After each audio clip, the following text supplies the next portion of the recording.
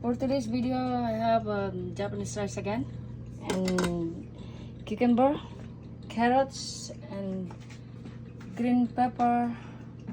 I'm making kimbap dahil naubos yung baked sushi natin kahapon.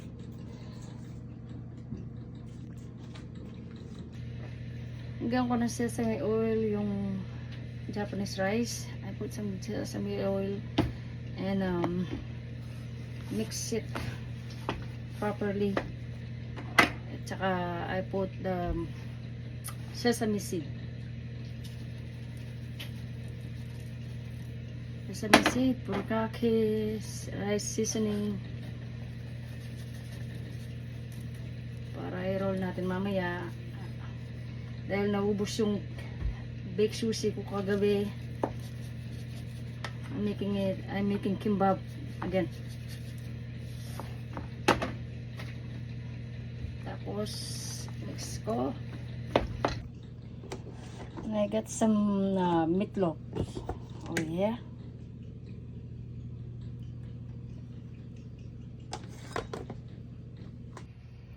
Okay, let's make kimbap for today's video.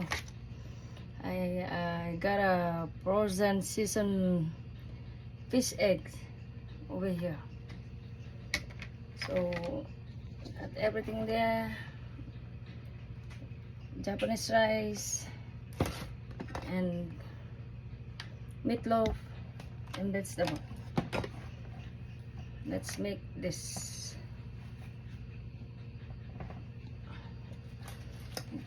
Lagyan natin ito. Spread it.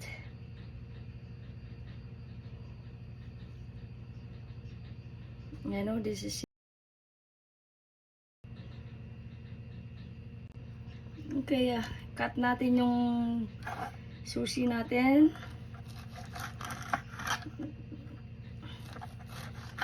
Mag-isa na naman kayan din eh. Listen.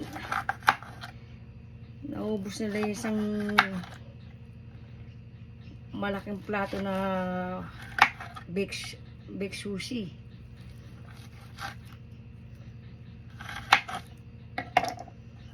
Diba? Ayan o. Sarap o. Diba? Ayan o.